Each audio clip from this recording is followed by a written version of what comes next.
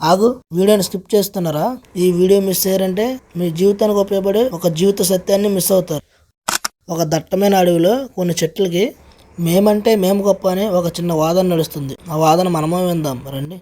నేను అన్ని ఆకుల్లో కన్నా శుభప్రదం, మంగళానికి కూడా నేనే చిహ్నం, అందుకే నన్ను తోరణాలుగా గుమ్మం ముందు కడతారు, మిగతా ఆకులన్నీ అమంగళం. నేనేమైనా తక్కువ? నేను సువాసనకు పరిమళాలకు మారు పేరు. మీకు అసలు మంచి వాసనే ఉండదు, అందుకే నన్ను వంటల్లో వినియోగిస్తారు. మీరందరూ దేనికి పనికిరారు. ఆపండి, మీరు ఎన్ని చెప్పినా సరే అన్నం తినేందుకు నేనే పనికొస్తాను. పంచభక్ష పరిమాణాలు వడ్డించాలంటే నేనే ఉండాలి, అందుకే నేనే గొప్ప, మీరంతా వేస్ట్. అసలు గొప్పదనం అంటే నాది.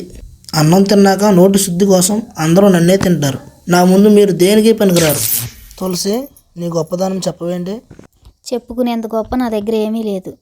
తులసాకి ఎందుకని తన గొప్పదనాన్ని చెప్పుకోలేదు? గొప్పవాళ్ళు ఎవరు తమ గొప్పలు చెప్పుకోరు. మేమే గొప్ప అని చెప్పుకునేవారు అసలు గొప్పవారే కాదు.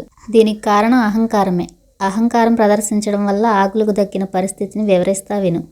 మామిడాకులు ఎల్లప్పుడూ గుమ్మం ముందు ఉన్న తలకిందులుగానే వేలాడతాయి.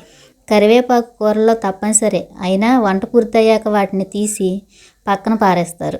తినడానికి అరిటాకు ముఖ్యమే, అయినా తిన్నాక చెత్తగుండీలోకి చేరడం తప్పదు. భోజనం తర్వాత తమలపాకు అవసరమే, అయినా నవలేశాక మనిషి దాన్ని బయటకు ఉమ్మేస్తాడు. తులసాకు ఒక్కటే తన గొప్పదనాన్ని చెప్పుకోలేదు, అందుకే తులసిని అందరూ పూజిస్తారు. తులసమ్మ అంటూ భక్తిభావంతో పిలుస్తారు.